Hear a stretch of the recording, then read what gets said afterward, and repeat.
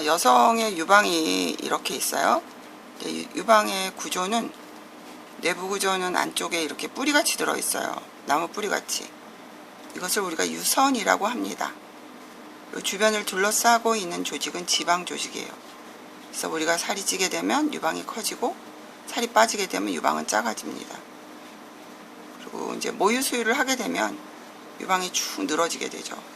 그리고 세월 앞에 장사가 없어서 나이가 드셔도 이 유선의 비율은 줄어들고, 유선의 비율이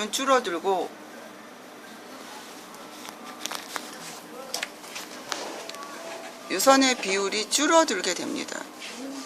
그리고 이제 그 유선의 비율은 인종에 따라서 차이가 있어요. 동양인에게 좀 많고, 백인들은 유선의 비율이 좀 적습니다. 그래서 그런데 그 유방암은 주로 이 안에 생기는 거죠. 생기면 이렇게 생겨요. 이렇게 생기는 것을 진단하는 방법에는 대표적인 두 가지가 있어요. 여러분이 아시는 눌러서 찍는 거죠. 제가 쉽게 설명하기 위해서 엑스레이실에서 유방을 호떡을 만듭니다 그래요. 그리고 환자들이 막 아파요 그러거든요. 근데 적당한 그걸로 눌러야지 엑스레이가 제대로 촬영이 됩니다. 이렇게 말씀드립니다. 이것을 맘모그램이라고 그래요.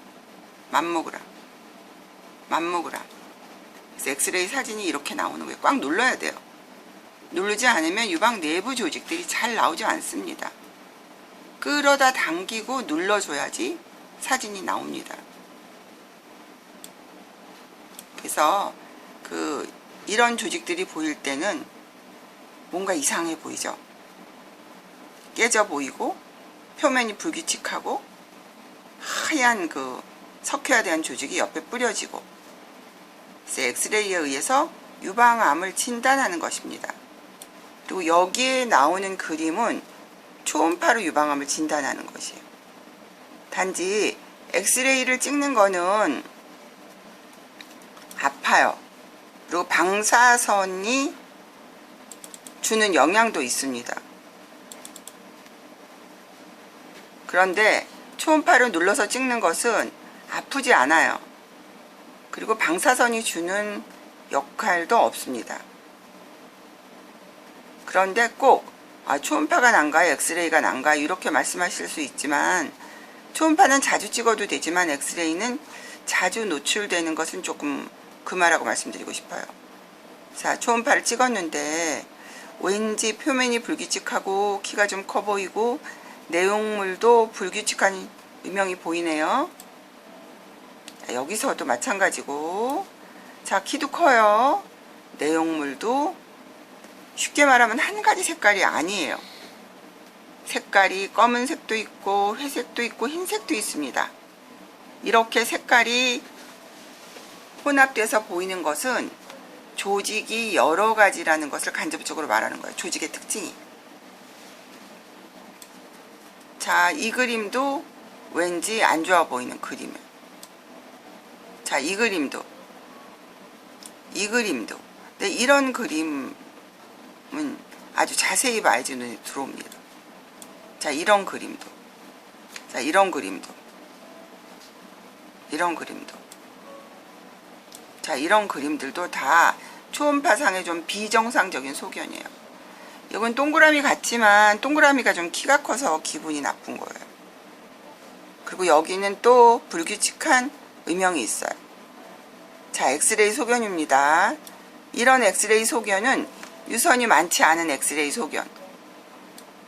맨 처음에 보여드렸던 그 뿌리 같은 조직들이 적은 소견, 이 부분은 조금 유선이 발달되어 있는 소견, 더 많이 발달되어 있는 소견입니다.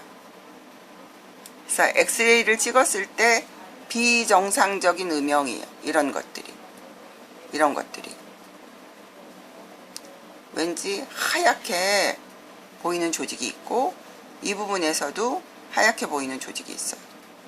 여기서도, 이 부분에서도 하얗게 보이는 조직들이 있습니다. 그래서 다시 말하면 유방에 있는 이런 조직들을 진단할 때 엑스레이랑 맘모그램이라는 것을 서로 그러니까 같이 찍는다는 것이죠. 서로 도와줘서 유방암 진단에 도움을 얻는다는 것입니다. 자, 그런데 뭐가 보일 때 조직 검사를 하라고 그래요. 조직 검사. 여기 있는 것을 조직을 띄어서 보는 거죠. 그것을 총생검이라고 그래요. 총생검 소견을 보여드리겠습니다. 그리고 그 모든 암은 사이즈에 따라서 예후 길을 나눠요. 여러 가지 길을 나누는 기준이 있는데, 예를 들어서 사이즈에 따라서 길을 나눠요. 유방암도.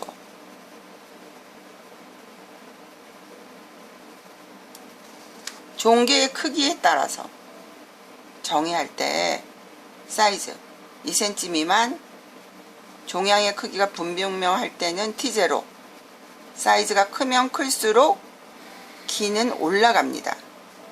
다시 말하면 사이즈가 크면은 이 발생된 지가 오래됐다는 얘기예요. 오래되면 임파선으로 전이될 확률도 높다는 얘기죠. 옆으로 전파될 확률도. 그래서 초기에 모든 암을 진단하는 것이 예후가 좋습니다.